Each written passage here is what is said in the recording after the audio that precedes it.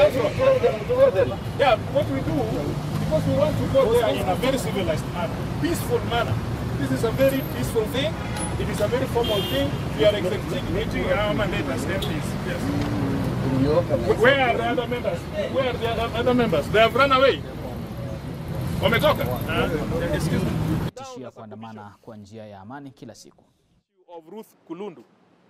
And the Secretariat Bajan cannot fire her deputy because the deputy is employed by the commission, not by Majan. And that is how things are.